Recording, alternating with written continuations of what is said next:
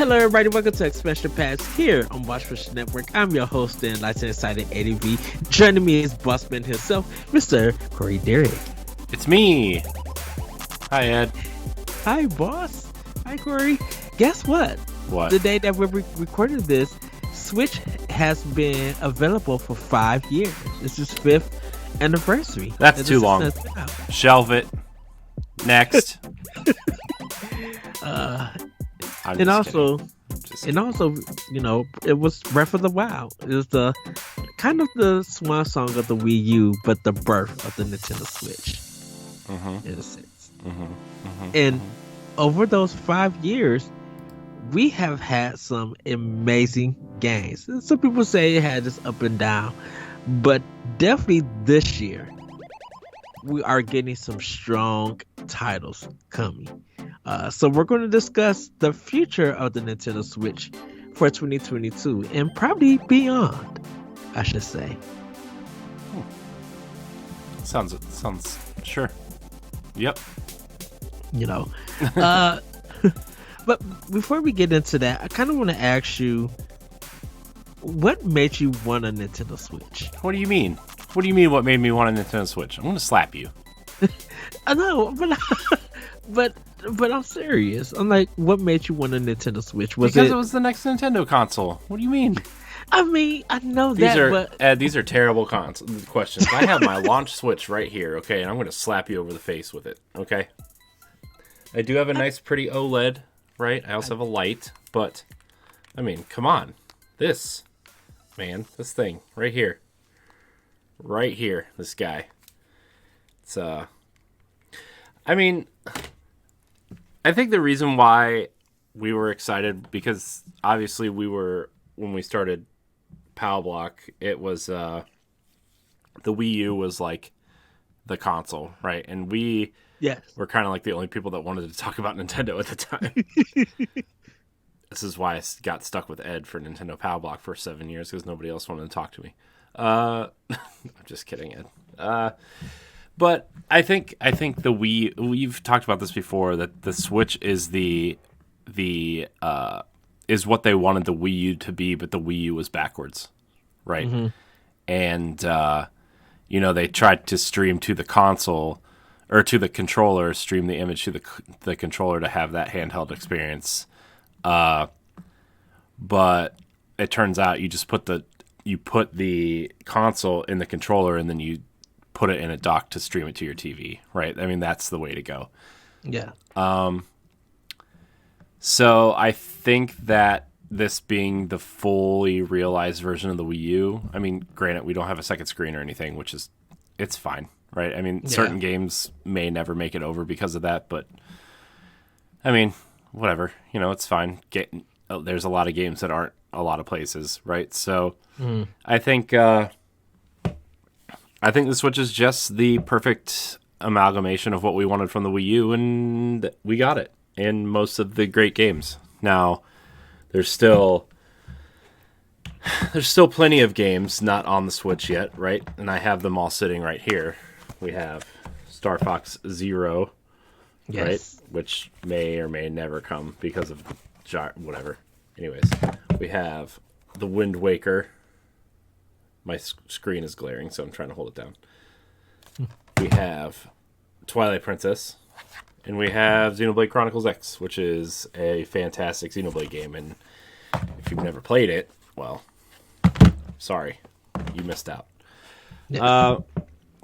But I mean, all in all, like, we've gotten all the best games from the Wii U over on Switch, even some of the obscure ones, and I think that's why the Switch was so appealing, is because it was the perfect amalgamation of what they wanted the Wii U to be. Plus, like, obviously we didn't know how long the 3DS would survive after the Switch came out, because I think all in all they were planning on doing the essentially the Game Boy Advance, DS, and GameCube thing, right? They were going to run the 3-pillar strategy with Switch, 3DS, and mobile, and now we've seen 3DS totally. I mean, I think the last game was published in 2019 for that thing. And their mobile stuff is, I think Fire Emblem Heroes and Mario Kart are the only two that are really going still for them. Yeah. Or they came out with that AR Pikmin game, I guess. Yeah. But and Animal Crossing one, but I think now because of the new Animal Crossing being out, yeah, it's kind of like that expansion, right? That's Yeah. gonna totally just, you know, the mobile version's just gonna go away. I think. Pocket Camp. Yeah. So I mean, that's the Switch is the one system that does it all, and it allows Nintendo to focus on one console, right? I mean, that was our biggest complaint with the Wii U and the 3DS, right? Where we get like a huge lull in Wii U games, but we get 3 or 4 3DS games, and we get a huge lull in 3DS games, but we get 1 or 2 Wii U games. And so, you know, this allows them to put, I mean, look at the lineup we're about to talk about this year, on top of third parties and indies and everything else. It's like, man, you know, we talk about the launch year, right? That was a huge year for them. Yes. Where they had like a major game every 4 or 6 weeks, right? Yeah. And sometimes 2 in a month, you know? So, and 2022 is looking to kind of repeat that success in a huge way. I mean, per title, essentially. So, yeah, I just, you know, if you ask me why I wanted to switch, like, I mean, the short answer is it's just the next Nintendo console, and that's what we love. But also, like, I think this was the true vision of what Iwata had in mind when he created when he, you know, had the Wii and the Wii U and the DS, right? And it's all, I mean, we even talked about it when the Switch came out. It was like, this was the pinnacle of Iwata's vision, and he didn't really get to see it through, you know? But, yeah. Why did you want to switch, Ed? Let me ask you that ridiculous question. No, to be honest with you, why I wanted to do Nintendo Switch was not because it was the next Nintendo system. I was actually shocked to see when I first saw the commercial and seeing that they combined, seeing Zelda and just seeing the dude play, and then he had to go somewhere, and then he just lifted it up. I'm like, wait a minute, what the world is going on? And then taking off the Joy-Cons and handled it, and I was just like, oh my goodness. I'm like, they incorporated not only, console gaming and handheld gaming, but to easily pass the controller to your friend and let them play it. Like local gaming or co-op gaming right by you and everything. I was just like, the possibilities that they could go on, and then hearing about the HD Rumble and all the ideas, and definitely when I see ARMS and hearing the games that was coming out, I was just like, oh, I have to have this. And knowing that Legend of Zelda Breath of the Wild was going to be on it, I'm like, oh yeah, I gotta get this. Because not only, I mean, my gaming on 3DS wasn't fading or anything, but I'm like, I'm getting this console experience on the go. So definitely, if I'm on a podcast talking about I'm playing this game, I could continue, playing it when I'm at work or I'm on the train ride and stuff like that. And so I was just like, yeah, they're mixing the things that they always wanted to do to create this kind of, in a way, innovative concept of gaming and everything. And for some people, they said this is nothing new. They were just waiting for Nintendo to do it. But I was just like, the way that they marketed this and people laugh, they ended up doing. And there was stuff that I ended up doing because I was just like, well, I'm not going to really take my Switch out, when I go, to game. But then I started doing that. And I was just like, oh, what they marketed the system for is what I'm doing, Mm-hmm. And so that's why I wanted a Nintendo Switch. At first I didn't think it was gonna be hard because everybody was just like, "Well, I'm not gonna get the Nintendo Switch. They're not gonna have no games on there. Third party not Yeah, gonna that's support." what we talked about that entire first year until Yeah, like the only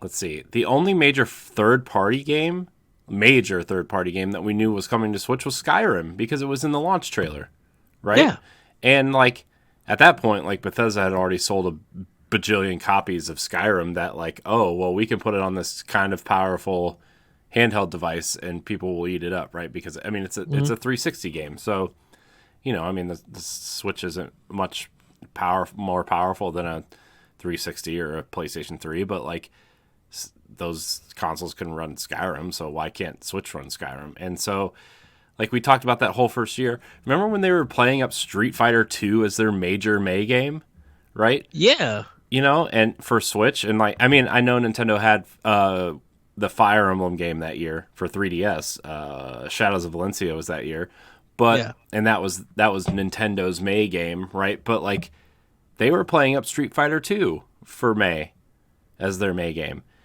And don't get me wrong, it's a good version of Street Fighter 2, but like Street Fighter 2, you're playing up an HD version of Street Fighter 2 for this, and so a lot of people were worried. I mean, we had confirmation of Indies, right? Like yeah. I know Binding of Isaac was a huge one for them, was like a timed exclusive, the Afterbirth Plus or whatever version of that. We already knew the Shovel Knight DLC was coming to Switch first, or Nintendo platforms first, right? I think it came to Wii U. And then, we got a couple other things after that, but like, I mean, everything that year was Nintendo games until the Direct that year was when we saw Doom and Wolfenstein, correct? Yeah. Yeah. And that's September. Yeah. yeah. So, I mean, we saw it, and that was like the first confirmation of, oh man, maybe third parties are really going to try. And remember when you came to visit that year, and I went and got FIFA for Switch. Yeah. And it was awesome. Like, I mean, it was FIFA, right? FIFA. And we didn't know at the time that was the only version of FIFA you were ever going to need because they've stopped literal roster updates. But I mean, and it was weird at that time because third party was just like, well, we're just going to sit back and assess. But they started seeing the sales of the system in the games. Yeah. And I think that's why when we looked at Bethesda, kind of in a way being from a Western party, being the leader of because they was seeing the sales. Mm-hmm. And I was, when it got to the point that Diablo 3 was coming to Switch, like that was a shock to many people because yeah, I wouldn't think that Activision would support Switch. Well, I mean, we talked about that though. Like Activision is actually quietly pretty supportive of Switch, except for Call of Duty, right? I mean, Activision and Blizzard, with Overwatch and Diablo and Crash and Spyro, and they have a lot on Switch, except for Call of Duty, which is like, I mean, that's fine. I don't need Call of Duty on Switch. We trust me, I played Ghosts in Black Ops 2 on the Wii U. We do not need Call of Duty on a Nintendo console. Unless you go into multiplayer and want to feel really good about yourself. We do not need those games on the Wii U or on Nintendo. But yeah, I mean, that first year was all first party games. And it was really that second and third year where we really started to see third party really kind of come through. But it was weird at that time because third party, even though some of the presidents and some of the people who was just like we're sitting back, you keep reading that the associates were playing Switch and how they loved the system. It was so weird that so many developers. That's like I mean, I feel like we talk about this all the time, and maybe it's just because we podcast for so long that it's just something that comes up every once in a while, and we just are tired of it. But like, that's a thing where, yeah, even if people are playing the Switch, like the company as a whole has to look at the return on investment with stuff where, Bethesda thought the risk was worth it, and spoilers, it was worth it for them, right? Yeah. And so, but then you see companies like I'm trying to think, like EA, right, where they didn't think the investment was worth it, and so a lot of people are mad, including me. I would love to play Madden on the Switch. Like, if I just want a Madden on the Switch, that's all I want, right? Is like, I will play Madden on the Switch. I don't care how, like, I do care how bad it is because I didn't even buy it on Xbox. I waited till it came to Game Pass to play it, and I was like, oh well, this is just trash. I'm just deleting it anyway. But you know what I mean? Like, I would love like a handheld version of Madden and play it, and we didn't get that. The only thing that we got was FIFA, and we got some Need for Speed ports, and we got Burnout Paradise Remastered, and we got what was that? I mean, we got Unraveled and stuff, but I don't really count those. I'm talking like major EA, major EA stuff. Yeah. Faye? What was that game called? Faye, the purple fox game. Yeah, Faye. Yeah. So, I mean, it's fine. I mean, essentially the Switch Nintendo is Nintendo, but where we really started to see things shine was like indie games, or I mean, remember when we were playing Rayman Legends, right, on the Switch? That was really fun. And indies and older game collections, right? Like we talked about Cuphead for a while, and Ori, and the Mega Man collections, and Death's Door, and all these other games, right? Like it's just a good place for indies, and that's essentially, I think, once the Vita died, like I think a lot of Vita faithful were looking for that handheld indie scene, and the Switch gave it to them. Yeah, and when it was weird, not weird, but we started seeing more PC games was coming, and cross-play and cross-saves was coming. Like, was it Civilization 4 or something? It was Civ 6 and Civ 6.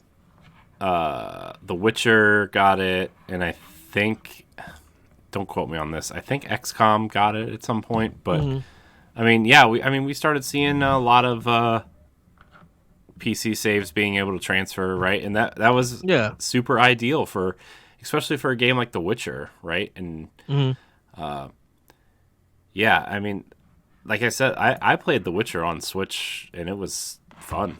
I mean, that is a technically impressive game. I think it's still like 70 or 80 gigs on the Xbox, and it's fits on a Switch cartridge somehow.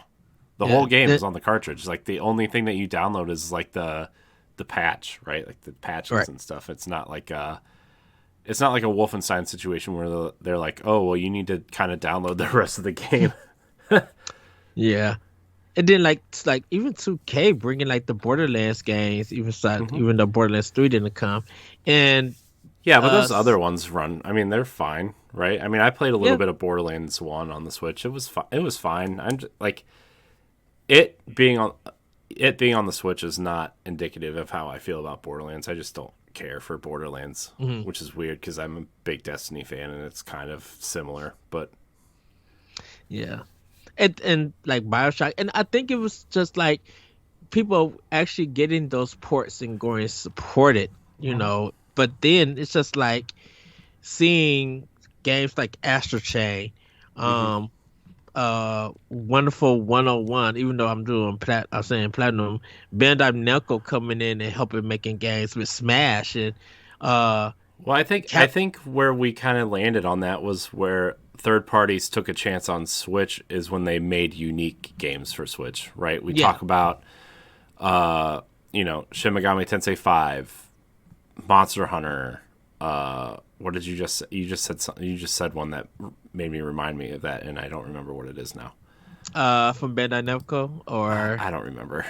Astral Chain. Yeah, Astral Chain, right? And obviously Bayonetta 3 is coming, and when these third parties kind of make these great Switch games, Dragon Quest 11, right? That the Switch got the definitive edition over the PlayStation. So, I mean, when the third parties focus on Switch in a unique way, I think that's where the Switch wins. You know, Yeah. it's when you're trying to directly port things. I mean, there's a few exceptions, right? Like The Witcher is a great version. Doom is totally playable, right? Yes. But all in all, overall, like when you're trying to straight up port a game down to the Switch or, you know, over to the Switch, it seems like those games are less favorable than the unique games, right? And Right. yeah.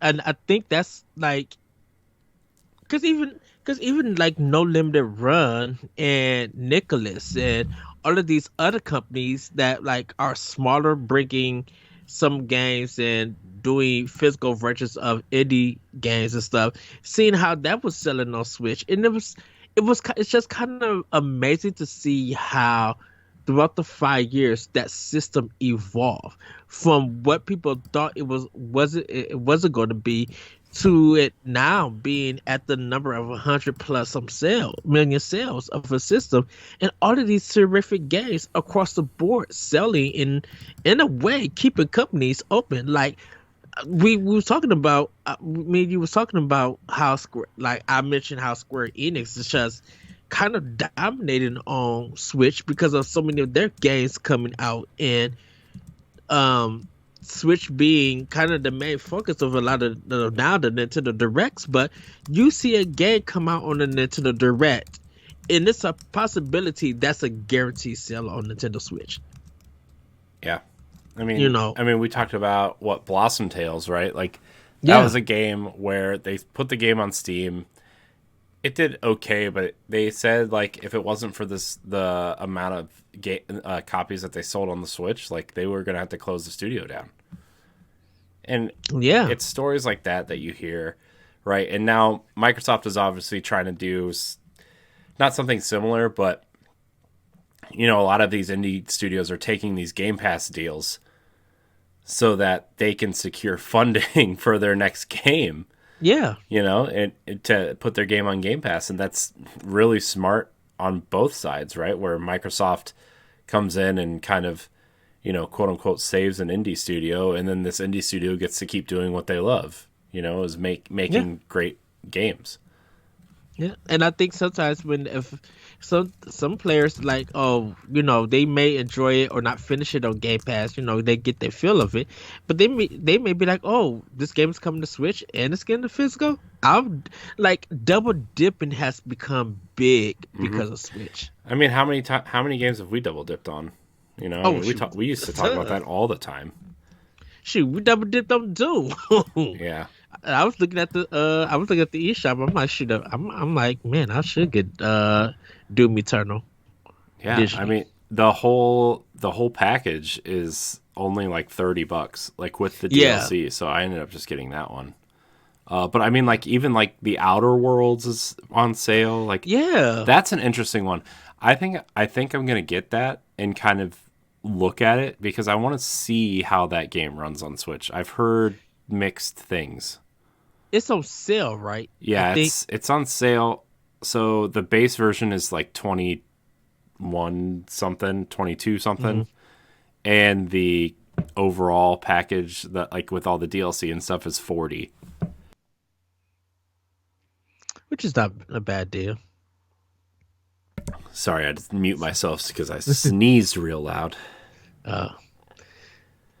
Yeah, But I mean, there's a lot of great games available. Obviously, like you're paying for the portability. You're not paying for I mean, obviously, the Xbox Series X is going to run Doom Eternal 1,000 times better than the Switch. Yeah. But like, you're paying for the functionality of taking it with you, and if you want to play the PC or the Xbox version of these games or the PlayStation version, you can go do that. Right? They're not like forcing you to buy them, but it's kind of nice to have these versions there, right? I talked about Wolfenstein. Like Wolfenstein, actually, I think, like, not that I'm like kind of pulling for this version or anything, but it only being a 720p game and running at 30 frames with some motion blur to make it feel faster, right? Like, yeah, it feels like it's supposed to be that way because it's a game that takes place in the 1960s. So like that little bit of haze and the little bit of like slowness and just certain things makes it feel like not like a period correct, filter on it or anything, but it makes it feel more. It makes it feel better in a way, Yeah. It just like the interaction feels Yeah, like it's weird. Yeah, it's weird. It's a weird description. Obviously, like 4K 60 on Xbox or PC is like the way to play those games. I'm not trying to hide that, but like it's a unique feel on Switch just because of the way it looks. right. And we had a discussion about like the graphics on the Switch doesn't really matter. It's just for a lot of us Nintendo players, we just like as long as it's running and it's not buggy, we could deal with all of that. I have a question for you though. Yeah. Do the graphics not matter because the graphics don't matter, or do the graphics not matter because Nintendo has trained us to think that graphics don't matter? Because we were talking on Boss Rush, not the one that you were on, but the prior week. Yeah. We were like, I love Breath of the Wild. I think it's definitely probably my favorite game of all time. I mean, we're still talking about it literally 5 years later. We're still talking about it. But looking at Horizon Forbidden West, like, don't you just want to see if Nintendo can make a Zelda game that looks like that? I don't think so. Why? Why? And you want to know why? I do want to know why. That's why I said why. I think because of the color palette of it. I'm not saying Breath of the Wild specifically. I'm just saying Zelda in particular. Remember the Wii U tech demo? Yes. Of Zelda. And we thought that was the Zelda we were going to get for years. We thought we were going to get that Zelda, and we never did. Like, don't you want a Zelda like that? I would love a Zelda like that, but I think with Nintendo working with that kind of graphic style and everything, I feel like it doesn't lose its charm. It kind of loses. I think it loses its memorability about it. No, that Wii U tech demo is super memorable. Yeah, it is. We're making up words now. It is, but I think when we're just using Zelda kind of as an example, because the thing about it is that when we look at the graphics of the Zelda game, we could talk about, because Wind Waker is always going to come up, Twilight Princess is always going to come up, Breath of the Wild is always going to come up, and it's just like, I think it's looking at it, getting an idea, and then moving on. And I think with Zelda, it's just like, it's so much the experience, and it's so much, this world is so colorful and vibrant and lively. As beautiful as Horizon is, I think it feels somewhat a bit dead because of the color palette and stuff. I mean, and I think it's because of me playing Forbidden West. I don't know. I think you're wrong. I would love to see a Zelda like I mean, not necessarily like super realistic like Horizon, but that like that fidelity and that like just the care that they take in every little detail of the character. And like, I think that's what you're getting at. Zelda was the Zelda games were a bit more detailed. Well, it's not even just detailed. I want them to use the power of like something stronger than this. I mean, yeah, the Switch is 5 years old, but the tech inside is like 15 years old. Like, I want something like, it's basically, to use an altered phrase, it's basically two Wii U's taped together. God, remember when they said that about the Wii? It was basically two GameCubes duct taped together. I'm like, fair, I guess. Yeah. But God, the Wii, dude. We'll have a discussion about that. No, we will further not. in the future. I said further in the future. Well, I mean, I would. Yes, I agree. I would love to see a Horizon game for Zelda, but I think I would say this, that if they go that route Anuma cannot be the producer or director of it. It needs to literally be a new team, some younger talent, because I feel like they will understand what Horizon as a series Horizon is going for. Hmm. So learning for that to incorporate into the Zelda series, it may be bringing for a new genre of players, a new community of players. I think they could achieve that. I really do. I really do think they could achieve that. But I think Anuma and the old guard will have to move away from it because it's not fitting for them as a team. I mean, that's fine. You Like, know? if it's a new team, I mean, we saw. I mean, Yeah.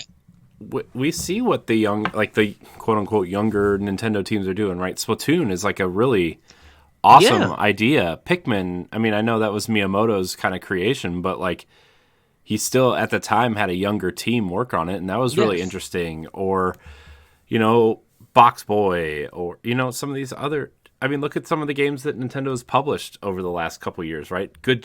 Job, or uh, what was that one? Moving Out, was that the one that they did? Moving out. Yeah, I think so. Uh, Yeah.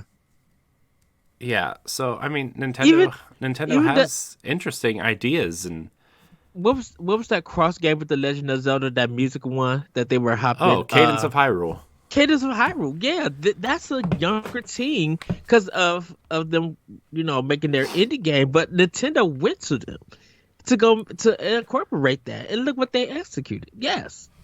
Yeah. So I don't know. I would just love to see. I really just want that Wii U tech demo as a full game. Is really what I want. Like that It, was good enough for me.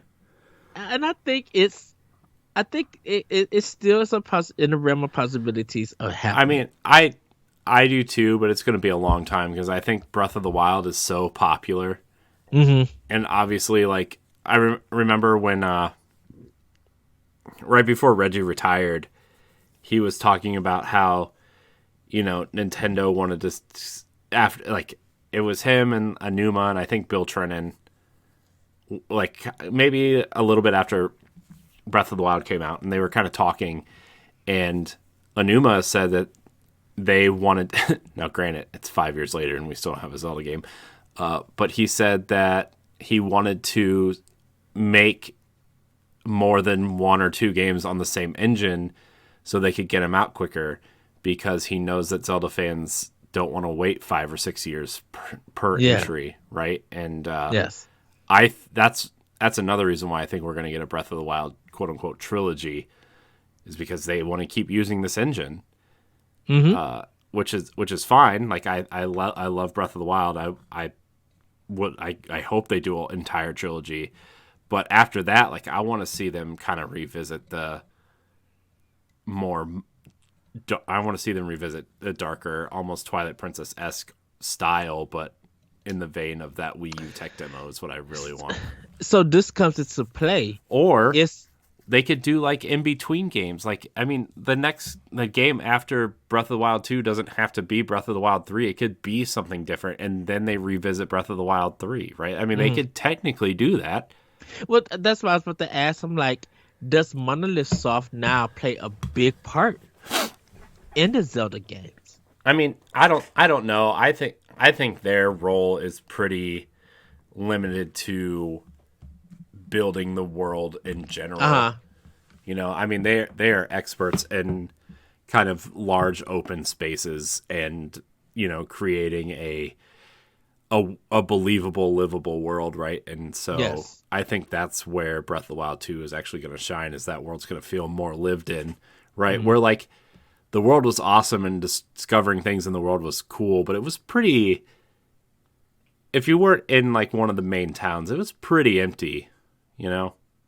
Yeah. And so like I hope they kind of come around and like Hyrule is quote unquote being rebuilt, or with the rumor of like the time travel stuff, you go to an area that was falling apart and there's suddenly a village there, right? Yeah. Bustling and whatever. So I don't know. There's a lot of ways they could go. I just am just gonna keep talking about this Wii U tech demo. If you guys haven't watched it, like I don't know how you haven't because it's the most beautiful Zelda thing I've ever seen in my life. But B, if you haven't watched it, go watch it. It's really interesting. They play around with the lighting, and basically Link walks into the Temple of Time, and he fights a giant Goma, and it's like graphically something. It's one of the most impressive graphical things that Nintendo has ever done. So I just hit my mind. What if they did revisited that trailer? Unreal Engine 5 is now introduced. Like I mean, Nintendo. they don't. I mean, they don't need that. They don't need that. I don't. I mean, that would be awesome. Like, I would love to see. I would love to see him go into the Temple of Time. Like, they recreate that scene from maybe like an Ocarina of Time remake almost, right? Where they walk into the Temple of Time as Kid Link, and he pulls out the Master Sword, and then you get like this super realistic Link, and they kind of remake and reimagine Ocarina of Time for. God, the 25th anniversary is coming up soon, right? So what is it? 97, 98? So it's soon. Yeah, next year. I think I guess I'm trying to get to a transitional kind of thing. Like, you are seeing the graphics from that trailer, but it looks more detailed. Just be like, oh wow. Yeah. And then the transition to be like, no, you're now actually playing the game. Yeah. This is what the team has done. Yeah. With it. Because I could see Ocarina of Time remake done like that. Or even include that, and maybe like we added a special dungeon to give more to the world. Well, they seem to be on a cadence of like, it's almost like a new game, which would be obviously Breath of the Wild, a Warriors game, a remake, and then a remaster. Yes, in some form of that, right? Because since Breath of the Wild, we got Hyrule Warriors, and then we got Link's Awakening, and then we got Age of Calamity, and then we got Skyward Sword, right? And now Breath of the Wild 2 is the next one, so we'll probably get Hyrule Warriors 3. No, God, I would cry. I would seriously cry. I'm sorry. I enjoyed what I played of Age of Calamity, but geez, I don't need another Warriors game. I'm already mad about the Fire Emblem one. 3 hosts. I think they only gonna work on, if they do the Warriors game, I think it's only Fire Emblem and. No, I bet we get another Zelda one at some point. I mean, you kind of got to give it to Ubisoft. They did Mario Rabbids, and we was just like, "What the world?" And it worked. I know, it was awesome. And we can't wait for 2. But I think, okay, so yes, Corey, yes, I do want it. Okay, I want it. I think I'm just like. I think you heard it here first, folks. He wants it. Just like on Bosworth's podcast, where he finally confessed that he's a huge Nintendo fan. Gosh, that was so funny. Oh goodness, I cannot wait to see the reaction on Mondays. I'm clipping that out. I'm just gonna post it to Twitter. Just that. But I think. So I will say, I think Anuma and the team, if they go back and bring in that GameCube demo for another game, yes, I'm with it. If they not the GameCube demo, the Wii U demo. Was it? I thought it was oh no, you're right. It was the Wii U. I thought it was the GameCube demo. Are we talking about the same thing, or are we not talking about the same thing? What are you talking about? The one that he was fighting the spider. I thought that was the GameCube. No, that was the Wii U. That was like the very first thing they showed off, like at the end, right before they did the whole Nintendo Land thing. What was the GameCube one then? The GameCube one was the Space World one, where they basically made like an up-resed Ocarina of Time Ganon fight. The Ganondorf fight. The Spider one was Wii U? Yeah. I thought that one was GameCube. No, the GameCube one was, they showed off Luigi's Mansion, they showed off Mario 128, and they just showed off The Legend of Zelda, and it was Link fighting Ganon, and I just remember like Ganon blocked a strike from the Master Sword, and then he did like this, come here thing or whatever. You are right. I know I'm right. I'm always right. Yeah, because they, yeah, because they. Sorry, I had to pause it. I had to actually go on YouTube and watch it to see it. Man, that Zelda concept though. Oh my gosh, Yeah, it was I so so I beautiful. so I think they can bring that. I think that's the stuff that Anuma can do and bring.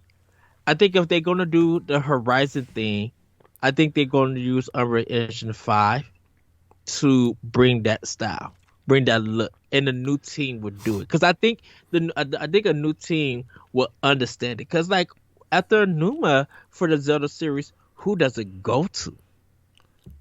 I don't know. I mean, we've seen Mario move on from Miyamoto. I Yes, mean, Odyssey, right, was not Miyamoto. I mean, he kind of was a producer, but I mean, he wasn't like hands on like he used to be. You know, it's a new Nintendo, right? I mean, it I don't know. I think Nintendo is we've seen it this whole generation. yeah, It's just they're moving on, right? The rebirth of Zelda, a new team working on yes. Mario, Splatoon taking off, Smash Brothers Ultimate, right? It's a new Nintendo. I I mean, it's think still like an old Nintendo, but I mean, it's still a new Nintendo. You know what I no, mean? and I think it's time. I would love for them to introduce the new directors and producers and stuff. For us I to mean, see. Koizumi does the directs. I know, but the teams that are making those games, I They would love they to see they it. do. They bring that guy that's the Splatoon producer out in the lab coat when the game's ready. They Well, do that yeah, stuff. They do yeah, that stuff. and we, yeah, but I'm like, we don't know who's the new team doing Fire Emblem. We don't know who's doing the Mario, or stuff Yeah, but like that. Like, it's Nintendo. They want you to know that these are Nintendo games. They don't want you to know if the A team is working on this one or the B team is working on mhm, this. I mean, Fire Emblem, we know it's either Intelligent Systems or it's Bandai or Koei Kobe Tecmo. Tecmo So I mean, that's just. I think Intelligent Systems is making this one, personally, but for the new Fire Emblem.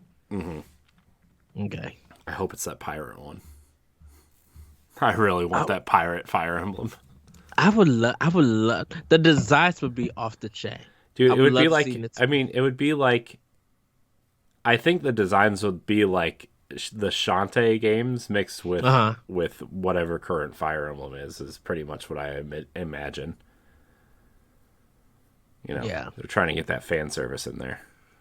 I mean, they did. I mean, Wind Waker and Spirit Tracks and all of that stuff. So they have a history with having a pirate kind of look to their games I know. and stuff. But I think the more artwork will be more detailed and Yeah. stuff. Yeah. I just want a new Fire Emblem.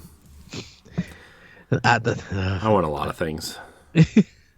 E3 is gonna be so big this year, which kind of leads it to our discussion.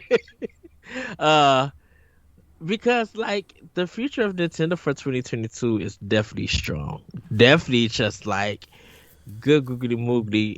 We're still at a point that we don't know what could be announced and what could be dropped. And just from like starting now in March, I mean, yes, we got the Pokemon Direct, so we know we're getting Scarlet and Violet, which is going to probably be big as more Pokemon get announced and released.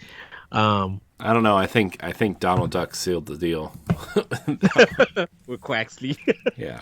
uh, but like we got, just this month in March. By the time you guys see this, Triangle Strategy is out and it's getting great reviews. A lot of nines, 9.5s and nines, and some eights. So that's really good.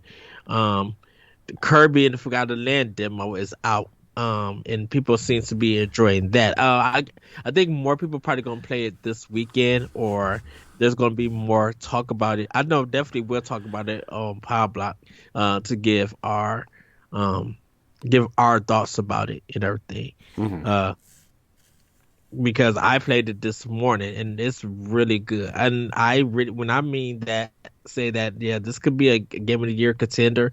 Yeah. Um, I mean, it, it re- I'm gonna try to play Kirby and Triangle Strategy for next week, because I think those are two. I mean, obviously, the Kirby demo is big, but Triangle Strategy is like the big one.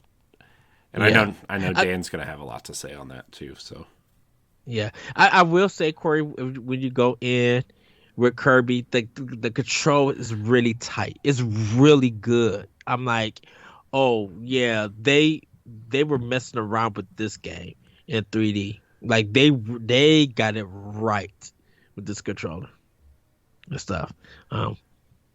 But yeah, but their 2022 is looking just so good, man. Where's that graphic I had? I had a graphic. Oh, there it is. Okay. Yeah, I mean, we had a strong January already, right? I mean, yes. We had an episode come out, a couple weeks ago where we kind of talked about their 2022 and what it might look like, and then we just got bombarded. That episode did not age well. We'll just put it that way. I mean, Pokemon, obviously, in January, right? And then February had a lot of kind of weird and interesting third-party and indie stuff, right? A Monarch was like, I think Monarch might have been like the big one, right? That RPG by the X-Persona team. And Ezio Collection and, one of the Atelier games, I think, came out in February. So, I mean, there's a lot in February for people. But, I mean, starting in March is like, oh my gosh, I'm going to cry a little bit. I mean, Triangle Strategy, Kirby, Mario Kart DLC, Rune Factory 5. Like, that's 4 huge games right there. Yeah. And I know some people are excited for Chocobo GP, which is like that Final Fantasy racing game. So, I mean, March is just huge for Nintendo. Yeah, it's just, oh, goodness. And then going into April, dude, that's when me and LaRon was talking, Boss Rush. I'm just like, how you go from Chrono Cross to Advance Wars Reboot Camp, and then I'm like, that's, even though Chrono Cross is gonna be on other platforms, I'm like, for Switch, that's 2 strong RPGs. Yeah, I mean, I know a lot of people. There's a hugely mixed audience on Chrono Trigger. I liked it when I played it, but I mean, April, like I know a lot of people are excited for Advance Wars, but then you got to talk about Nintendo Switch Sports. Oh, that's going to be huge. Nintendo Switch Sports is the biggest. This is the biggest game in April, I would argue. Yeah. I mean, you think about it, people are old enough to be nostalgic for Wii Sports at this point. Which I am a little bit, right? I remember getting my Wii and playing Wii Sports. Even though I wanted to play Zelda, I played Wii Sports the first day and then didn't play Zelda for a week because I got sick. But oh wow. I mean, Wii Sports was an important part of a lot of people's lives, Yeah. I mean, heck, it was like the only game like half of the audience owned. Yeah. I mean, bowling and tennis were like, oh my gosh, dude. Bowling and tennis were insane. Just imagine that game. Just think of Animal Crossing, the fitness game, and Nintendo Switch Sports. Of all of those came out in 2020, 21 during the pandemic. Man, yeah. I could just see how I think that would have sold way more Switches than anticipated. Yeah, I mean, sure, but I mean, they're not selling them then; they're selling them now. So yes. Also, like 13 Sentinels, I think a lot of people are looking forward to. Yeah. Although I didn't realize that was a $60 game. Why is it a $60 game? Because it was a game from Atlas, and I don't care who it is. The PlayStation game. Well, it came out last year, I think, for PlayStation, or I know. or 2020. I mean, it was a big game, but it was so low key. And I think because now it's coming to Switch and it's being seen as such, um, like a big game. I think they're going to recoup any of the losses that they didn't get on PlayStation and stuff. Because a lot of people are just like, when the game comes out for Switch, people are begging folks to play it. They really are. Yeah, I don't even really know what it is, to be honest with you. But I thought it was Vanillaware. It may not be. I know it's just like it's dark. It has some deep themes, but they were yeah, just like the combat and the gameplay is really engaging. yeah. I mean, I know a lot of people are excited for Lego Star Wars. Also, the Hmm. Skywalker Saga is coming out then too, which I might check out at some point. It'll, if it's like any of the other Lego games, it'll be like $12 in about 6 months. So Yeah, I will check it out then. collect all your Legos for Gosh, cheap. dude. I mean, and then you get into like June, right? You got Mario Strikers and Fire Emblem and the Cuphead DLC, and I mean, there's a lot. There's so much. And then July, you got Klonoa, and sometime in the summer, you have like Splatoon 3 and Monster Hunter and Front Hmm. Mission, right? And the Gunvolt game, right? So, I mean, there's a lot. There's so much. And then to cap off the summer, you have Xenoblade. Yeah. So, I just I don't understand why there's so much coming out this year. That's the thing is like why don't you just like Nintendo's notorious for holding games because there's too much to put out at this point. Like why don't you just When hold it? when well, it's weird because this is what we wanted. Because we were starving kind of on Wii U. We was overfed with a lot of questionable content stuff on Wii.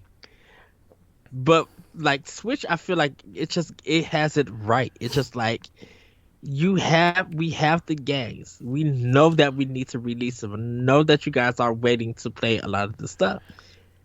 You Right, but know. they also can hold games because they have the indie market and a lot of stronger third-party partnerships now, right? And so Yes. I mean, we were talking about what October's game could possibly be, right? Zelda could fit in there, but also like the Fire Emblem leak suggested that Fire Emblem could be October's game because it's almost done.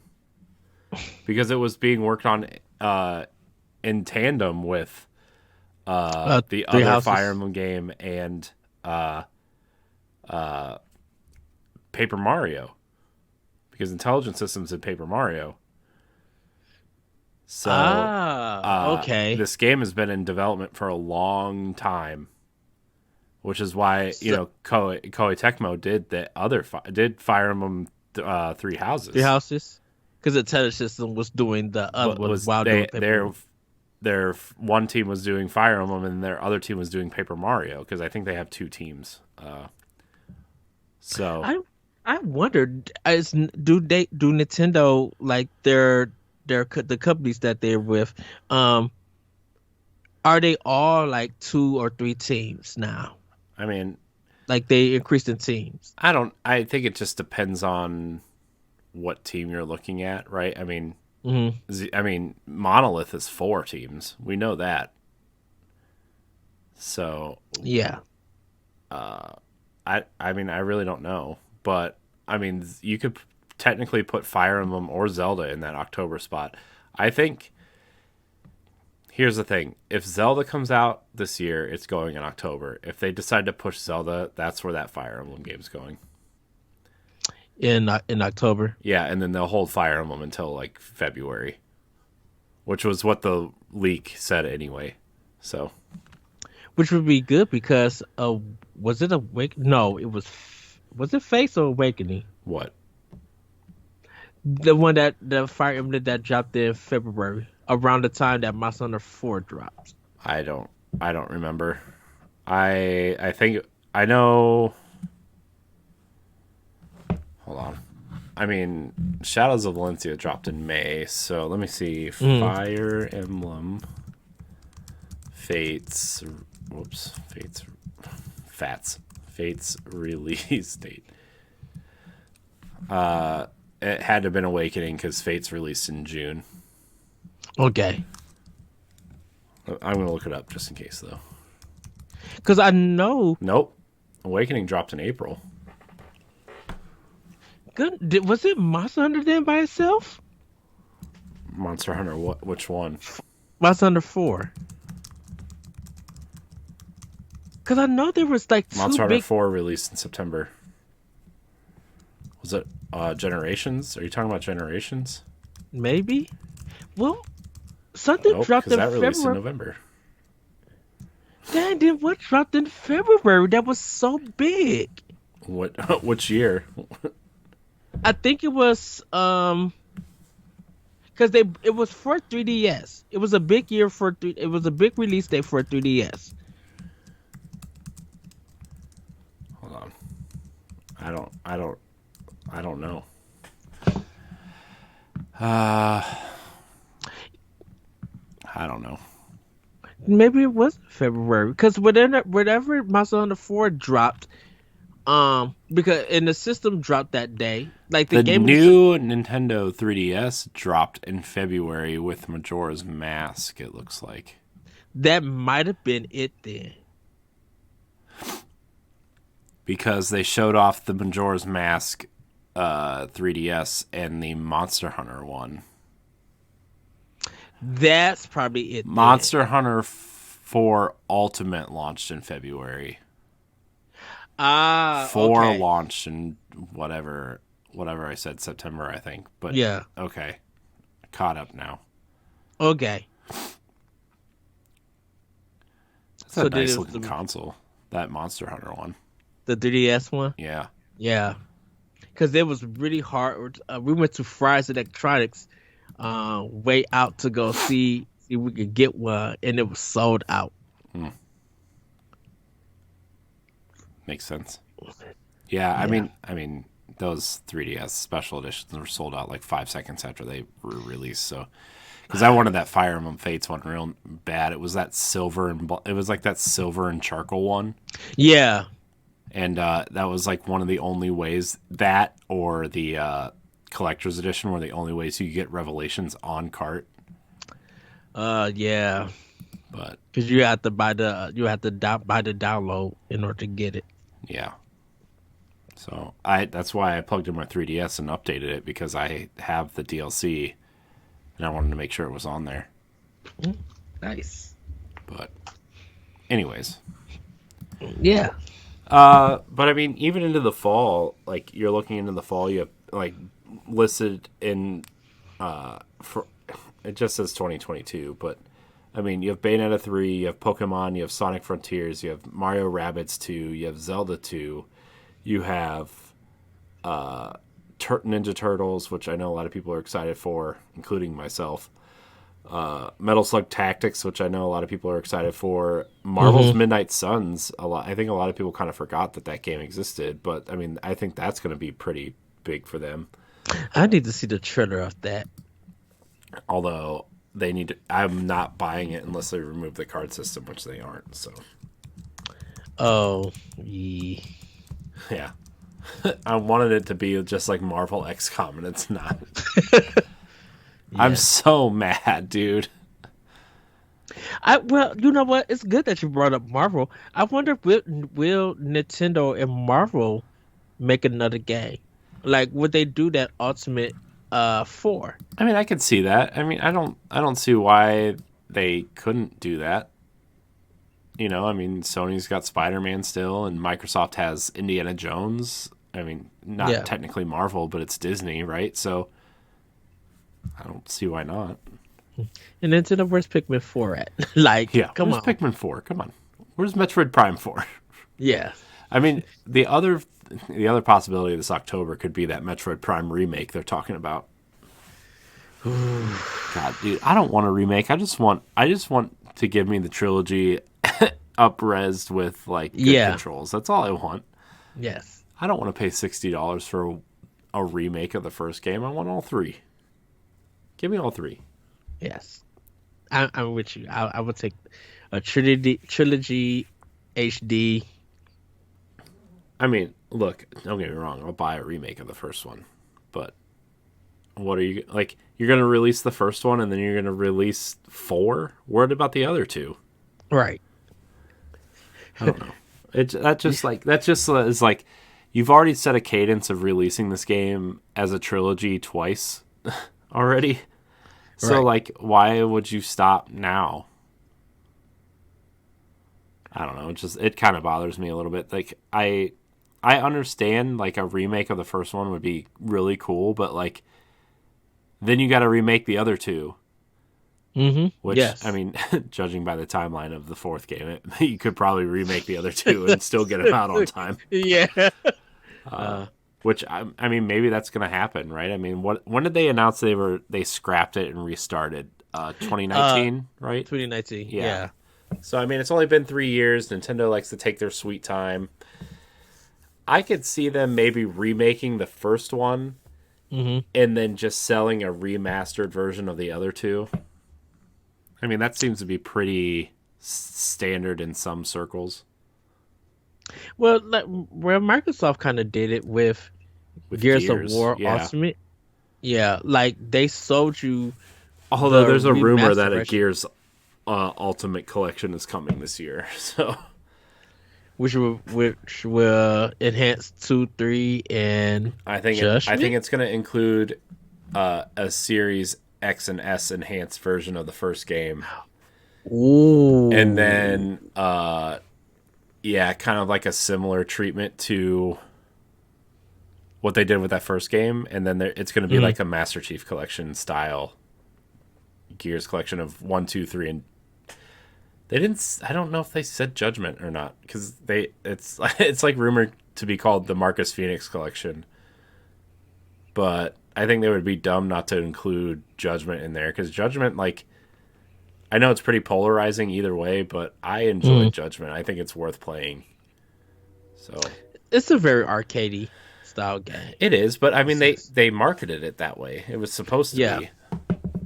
I could. I wonder would they do like an Ultimate Collection and just put all 6 games on there. I don't think. I think 4 and 5 are. I mean, they run perfectly fine, and they're all on Game Pass also. So I mean, Mhm. and Gears 5 already got a Series X and S update, but Yeah, I mean that. I think that's why I say the Ultimate one because of the updates yeah. and it being like that Series X version.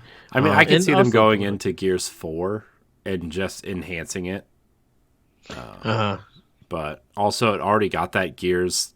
It already got the Xbox One X enhancements, which is like basically it's basically already enhanced without being enhanced to an mhm. extent. I mean, I think it runs at 1080p 60, maybe 1440 60, and I bet they could probably bump it up to 4K 60 if they really wanted to, but I'm not worried about it.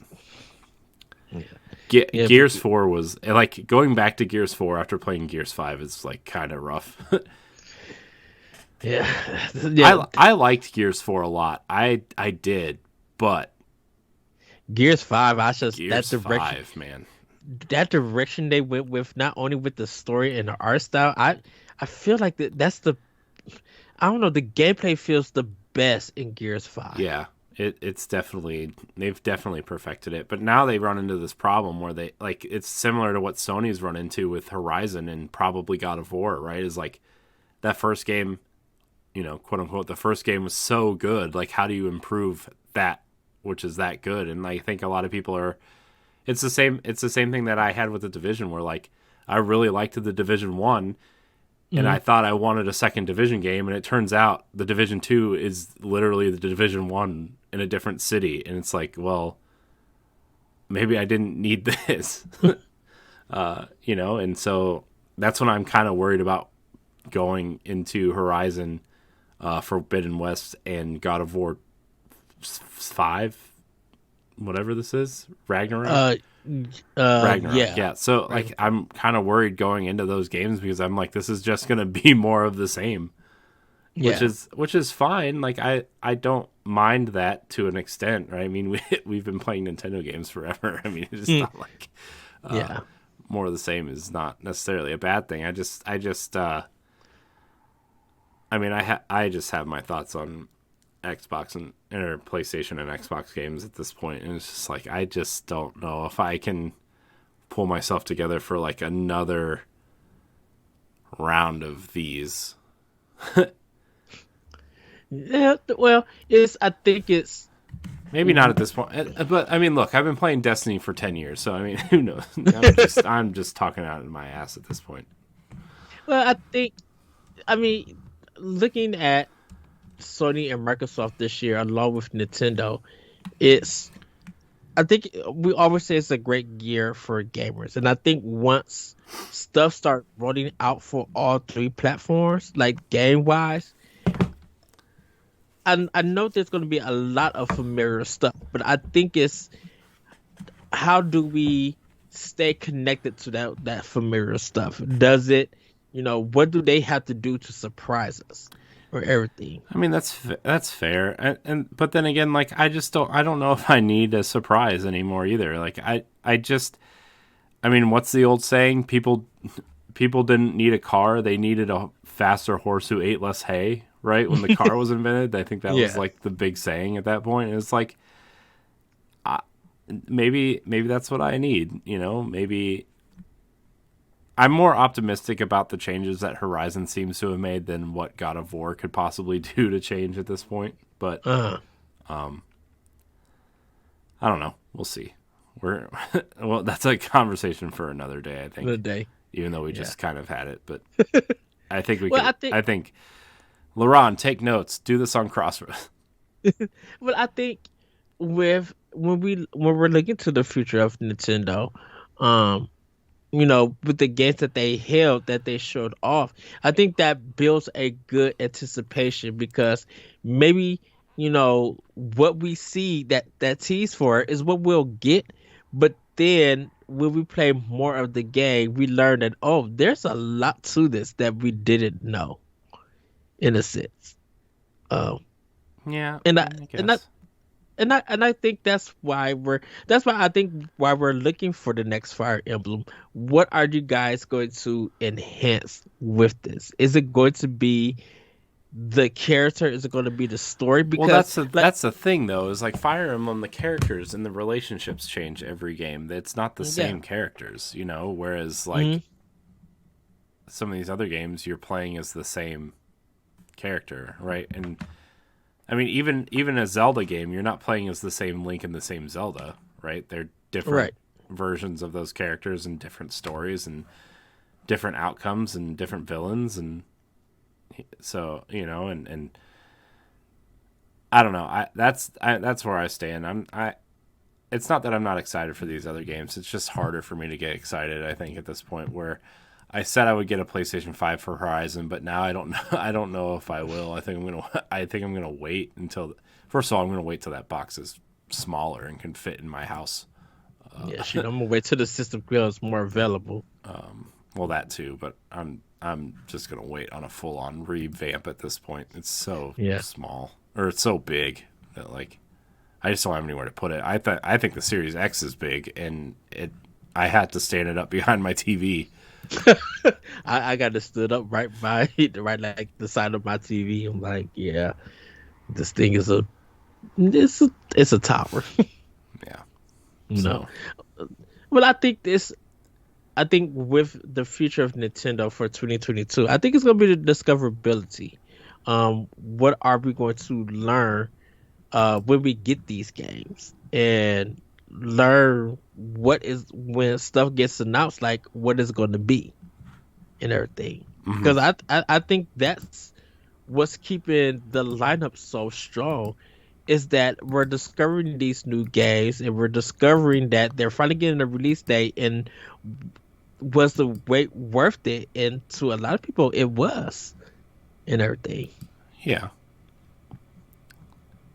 Huh. Anything else, Corey?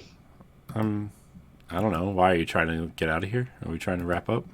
Oh no, I didn't know if we like fully, if we tackled the topic.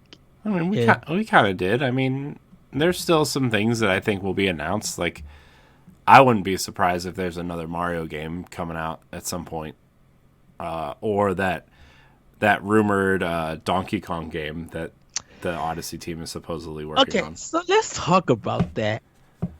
What is this fascination with Donkey Kong? Because now everybody is asking for it. I'm not. I don't care for Donkey Kong at all. Like, Donkey Kong Country Returns and Tropical Freeze were great games, but I'm not like clamoring for another one, especially a 3D one. Remember Donkey Kong's last 3D outing on the N64? Oh, Nobody wanted that. I got that for Christmas. Yeah.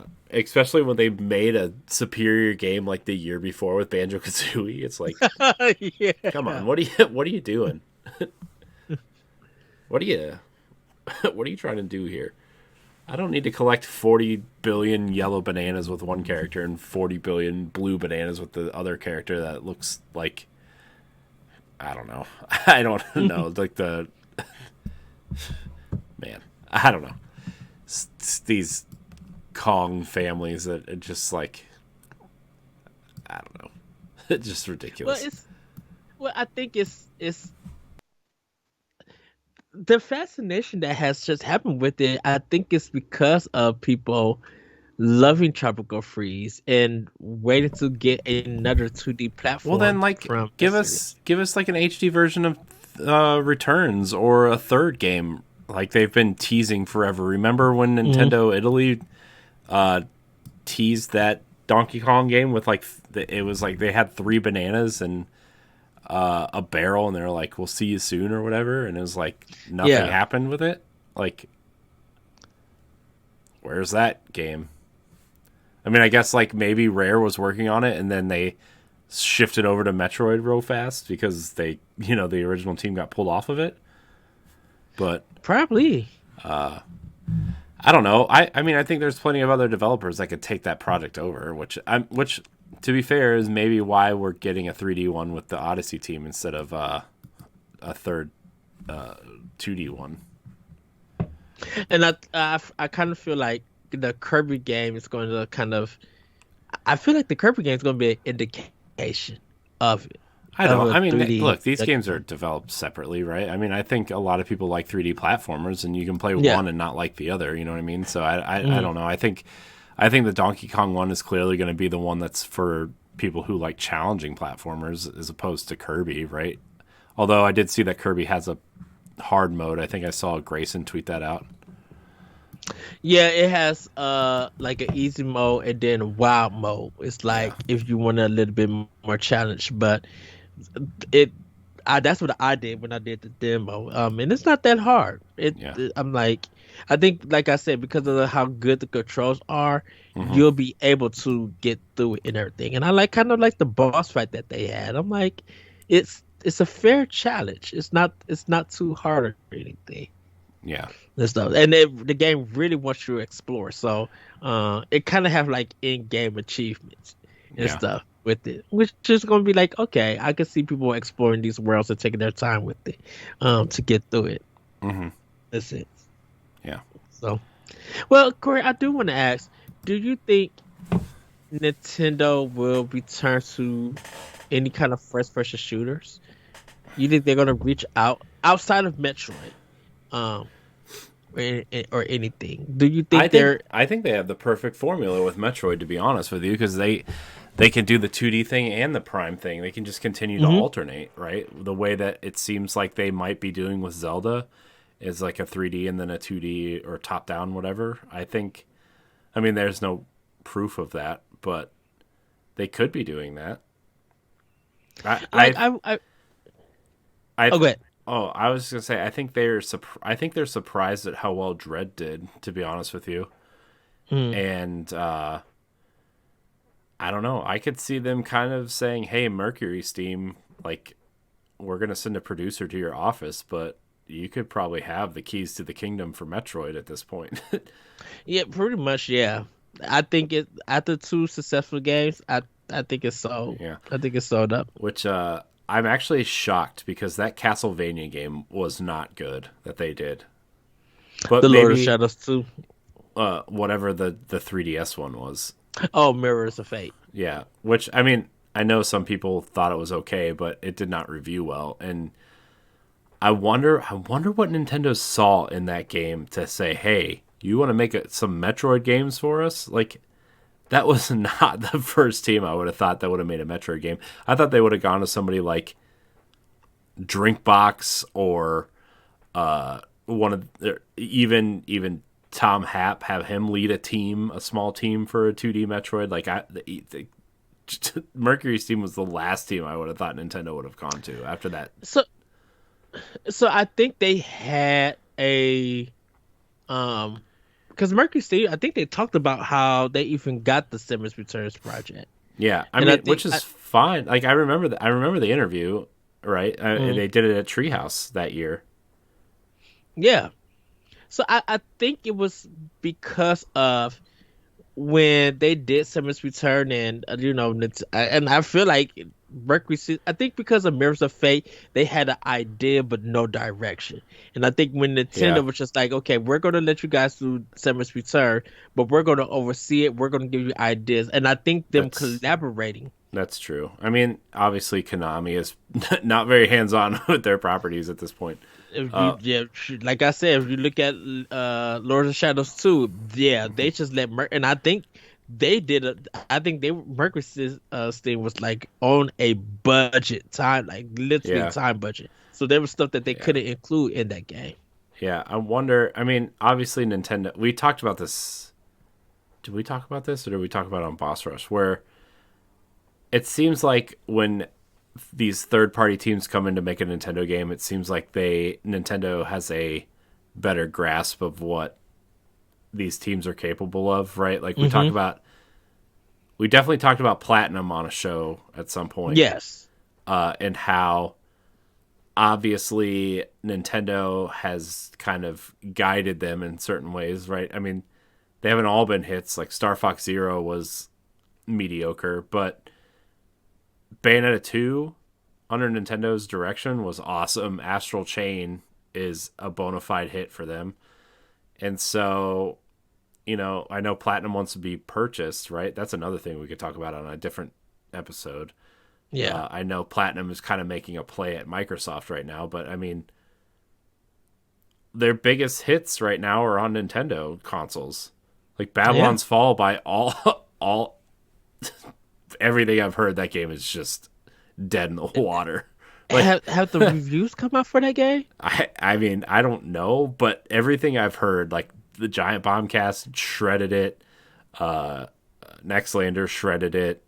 All these companies are shredding this game just like Oh, I'm gonna have to hear this. yeah. Jeff Gersman at Giant Bomb said he's having a hard time trying to think of a game that disappointed him more in the first couple hours than this game than like Because you would think that Near Automata with Square Enix was, and that may be in a different. I feel like it's a yeah, but different that's a team. single player action game. Yes. This is a game as a service multiplayer game that nobody asked Platinum to make. Nobody asked for this. They had to take the money for Square, and this is probably Well, this is why. this is why going independent was probably the wrong move for them. I'm sorry, right? Like, I Mm. mean, like trying to publish themselves instead of like going out and getting a publisher and having their games funded, right? Like, this was a bad move for them. I'm sorry. Like, I And like Platinum this, just as much as the next guy, but like, they need direction. They so need to develop a game with a purpose and a roadmap in front of them. so I think that because this would be their kind of like in a way third failure because Third, Yeah, Ninja Turtles didn't do good. Some people like the Transformers. The Transformers I would say would be mixed because I enjoyed it for a bit. Even though it does get I repetitive. think they got Um, I think they got more failures than that. Hold on. the Turtles one got kind of QC'd. That Korra game that they did got QC'd. Okay, Um, here. Okay. I would say Anarchy Reigns was a failure. Was that weird fighting game? Legend of Korra was a failure. yeah, that Teenage one. Mutant Ninja Turtles was a failure. Yeah, Uh I would say Scalebound, definitely a failure. Babylon's Fall seems like it's going that direction. They had that one game on Apple that people Oh, enjoyed. Soul Cresta, it's coming out on Switch soon. I No, it mean was that's a a 2D shoot 'em up. I think that's going to be all right. yeah. No, there was a different one. They did it like an action game, a stylized action game on Apple Arcade. Well, they did? Yeah, Huh. Um and no, that says 2009. because it came out last year, and I know people enjoyed it. I th- I think you're talking about. Hold on. What's Lost Order? Nope, that's not it. Mm-mm. Lost Order does sound familiar, but I I don't know. don't recognize that. I'm gonna go to there. Games. Uh, was it World of Demons? It may be. Uh, Platinum Games is introducing a new exhilarating combat action title, World of Demons. Platforms. Apple Arcade. Yeah, that's it. It's this. Wow, Ed, this looks like a game that's. Dude, this is straight up Okami with ninjas. How have you not played this game, Ed? Because I don't have Apple Arcade. Dude, this is literally Okami with a ninja instead of a wolf. Yeah, Wow. yeah. This is it. Yeah, that's the one. I wonder if when their Apple contract expires, if that'll come to other platforms. Probably. That seems like an easy move for them. Yeah. But what were we talking about? I don't remember. I'm lost now. Oh, about Platinum's failures Oh yeah, and them working with other companies. Because we were talking about Mercury Steam, uh, with them working with Nintendo for Metroid. right. The original question is, can Nintendo get back into first-person shooters? Um, Oh you know, but it did lead into. I mean, because you're right, because I know people don't like Other M, Metroid Other M, but I'm just like, if you play Kobe Tecmo's Ninja Gaiden games, even outside of the difficulty, when you have to deal with that camera, it's a mess. It's confusing. And for a lot of people, it gets frustrating. And I feel like they got it right with Metroid Other M. Like I said, whether you like it or not for the other stuff, they got the action right. They make sure that you didn't have to frustrate with the camera and the Metroid. And I think the Metroid team, they was just when they was working with them, Corey Tecmo was on the right track, but I think they just couldn't figure it out right. Where Mercury Steam, because of Mirrors of Fate, they both were able probably to bounce ideas and kind of showing them like, hey, we know where you want to go. We could execute it, but we're going to add some flair or our ideas and make it better. Like we're going to, yeah, just and make it better. I keep saying enhance, and stuff, or I should say update some ideas, you know, and it for them in a sense, yeah, and like if we giving Bandai Namco its credit, they really made Smash what it is. Like they took it to another level. yeah. Um, But I mean, they've been work. I mean, they seriously been. I mean, they've been working on this game for almost a decade or over a decade at this point. yeah, So I mean, if you because a lot of it's based on the Wii U version, right? So I mean, hmm you just got to take that and say, hey, this is like, I don't know. I think that they kind of mastered that, and I think didn't they do the Wii version also? yeah, they did. So I mean, they've been working on Smash for well over 15 years. And shoot, I kind of wonder will Nintendo go back to Capcom because the last game that they worked on was that Luigi's Mansion arcade game. I mean, I don't know. Nintendo makes a lot of smart partnership decisions, so I wouldn't think. I don't think they would hesitate to do that. Has to be the right Now, project, but yeah, because I don't think they're going to go back to Square Enix. I mean, I think they will, right? I mean, they still got a bunch of games coming out. Like they have the Dragon Quest 3 HD 2D thing. They have quite a few things coming still. Yeah, but like Super Mario RPG is the only No, but collaborative. dude, That's what I mean. nobody under the age of 35 cares about Super Mario RPG. Okay. You might be surprised. You listening might be surprised. I mean, I don't care about Super Mario RPG, but You know, that's just me. I know. because I think who did we say that we would love to see that open world Kid Icarus be done by? Oh, Monolith. Monolith. I mean, we were talking about like doing like a Breath of the Wild style Kid Icarus, but have it be more vertical instead of. I mean, it would be cool if it was just as wide. And it seems like Breath of the Wild 2 is going to be pretty vertical, also. But Can you imagine Nintendo Crystal Dynamics do something like a new IP? no, because Microsoft's going to buy them as soon as their Avengers contract is up. You No. know we would have to do a special AXP for that if it happens. I'd be like, Corey, I don't care where you at, get on the mic. We got to talk I about this. mean, yeah, I, it's dude, I would literally be excited. yeah. I still think Microsoft's going to buy Square's Western division once their Marvel contracts are up. So, but they have to sell it as a package. They're not going to sell them individually. So, I don't know. I have a lot of thoughts on that, but also we'll talk about that later.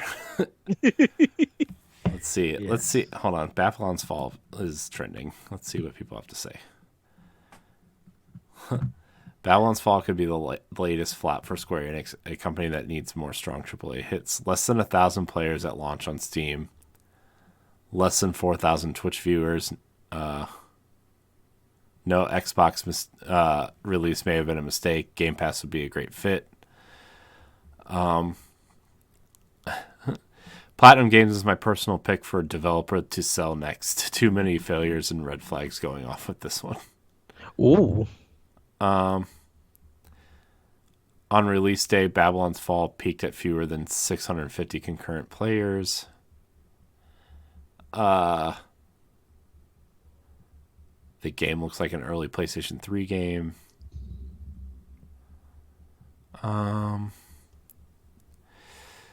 Yeah, I mean this Platinum needs some help.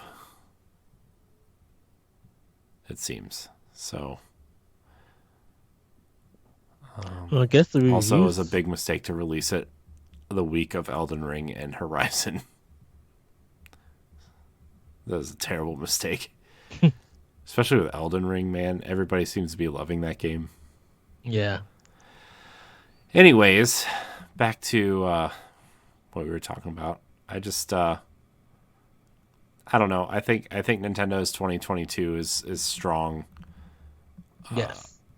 You know, it's definitely just as strong or stronger than Sony's based on volume alone. Yeah, I think there's more to come. That's why I really want to see if Square Enix does their presentation this month. I mean, their presentation is going to be Final Fantasy 14, Forspoken, maybe some Dragon Quest updates, and Final Fantasy 16. Like, I don't care. You think they're gonna keep all the Nintendo? Because all of the stuff that happened in Nintendo Direct, they'd be like, okay, you guys already know this. I mean, We're it not gonna depends update. on if Nintendo's publishing their stuff or if Square is publishing it, right? Because Triangle Strategy and Octopath are both published by Nintendo, and World Ends With You was published by Nintendo.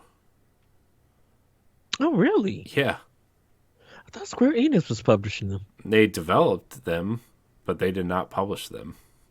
Nintendo published them. So when Octopath Traveler came out, It was a timed exclusive for Nintendo, which is why Nintendo published them. And so when it came to Xbox literally like 2 weeks after their exclusivity ended. because it hit PC and then next. Yeah, but I think the console manufacturers seem to be treating PC as like the, hey, we can get a little bit more out of this, and like your console exclusivity does not pertain to PC, right? I mean, Sony's been doing this forever with like Death Stranding and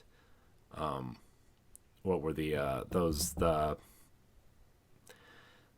Detroit Become Human and all those other games. So, I mean, Quantum Dreams. yeah. So I mean, whatever. It's and then obviously Microsoft just doesn't care. They're just like, oh, there's another platform to put our games on. Here you go.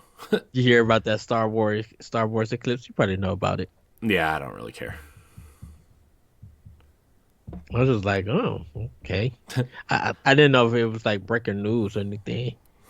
Wow, surprise! A studio run by a guy who harasses women and minorities is having trouble hiring for his studio to make a Star Wars game. Surprise. Allegedly. At the time. Yeah, don't want to get sued. Yeah. Can't afford it.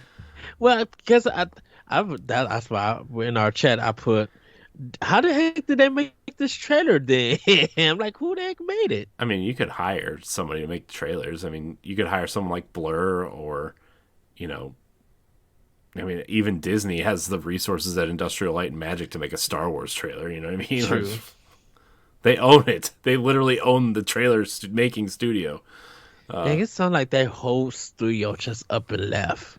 They did. They're doing shoot. They're making a game. Like half that studio left made their own studio, and they're making a game for Microsoft. God, what's it called? The game's called Dusk Falls. Interior Night, I think, is what the studio's called. Okay. Yeah, it's right here. Video game developer. Is an independent game studio of ex-Quantic Dream and Sony veterans based in London. Yeah. Okay. Yeah. So, but I wonder what happened to the Getaway from Sony. Sony London turned into a VR studio. And gosh, dude, yeah, Sony has their own GTA on their hands. I'm surprised they have not invested more in the Getaway. Exactly, because I heard they said the first one was okay. The second one, I think a lot of people really loved that first game. And the second one came out on PS2 when the PS3 was out. So yeah. I think that might have hurt it a little bit, right? I mean, I know a lot of people were still playing PS2 at the time, but I think Sony put it out. I mean, God of War came out that first year of the PS3, which was like, okay, that's understandable, right? The PS3 is backwards compatible. Everybody and their mom owned a PS2, right? Like, yeah, the PS2 was popular, so it would make sense to put God of War there. But like, I think the Getaway came out in like 2007 when they finally lowered the price of the PlayStation 3. They were finally getting games out like Heavenly Sword and Resistance, I think, were coming out, and so. Yeah. Putting it out on PS2 kind of maybe, and as great as that first game was, like the Getaway isn't exactly a household name either, especially with GTA out. Like if you're going to play an open world crime game, you're going to play GTA at that point, at that time. So I don't know. Anyways, when you mentioned Sony London, I'm just like, man, the Getaway. That was, I remember Sony was really hyping and marketing that game, like to be the cool next big thing for them. I thought for sure it was going to be like they were trying to compete with GTA, which was, I don't know how smart that was, because like it's GTA, and 3 and Vice City totally just blew up out of nowhere, right? But B, like, GTA was exclusive to PlayStation until until San Andreas. So why would you try to be competing with yourself at that point? I don't know. It was a weird decision, but I'm not here to argue that either. I think probably the popularity of open world games or open world crime games becoming a big business for them. Oh yeah, but I don't know. Hey. But yeah. Yeah. What do you say we get out of here? We've been recording for an hour and 40 minutes ish. Yeah, we can. And it's almost 1 o'clock, and I have to work in the morning. Yeah, we could wrap it up. I mean, don't get me wrong. I want to keep talking, but I'm trying to think of everything I have to do tomorrow, and it's just not going to be good if I'm extra tired. Yeah. I think we hit a lot of topics, and we normally do our thing, get off a topic and everything, because we covered pretty much a lot of ground here. And just seeing what can happen with Nintendo and Switch, and now probably with other companies working with them in the future. Because, like I said, when we was talking earlier, and we're gonna get out. When we were talking earlier, like in the week, and you mentioned that Microsoft bought Crystal Dynamics, and I'm just like, that is a stronger library, and I personally wouldn't be mad at it at all. No, I just think it made more sense than. I don't know. I don't want to have this conversation again, but I mean, I just think it made more sense than. Just made more sense, yeah. So, Corey, where can everybody find you? You can find me at I am Corey HD on Twitter and Instagram, and you can find me hosting Boss Rush Podcast and Nintendo Power Block with Ed. Yay! You guys can find me on Twitter at ThatBridgerCo, and check me, Corey, Jacob, and Dan out on Nintendo Power Block. And yeah, keep checking out Boss Rush Network at bossrush.net and on our YouTube page, Boss Rush Network, and check out some of our content on your podcast of choice. For that, everybody, have a great week, have a great weekend, and we'll see you next time on Expression Pass. Bye, everybody. Goodbye.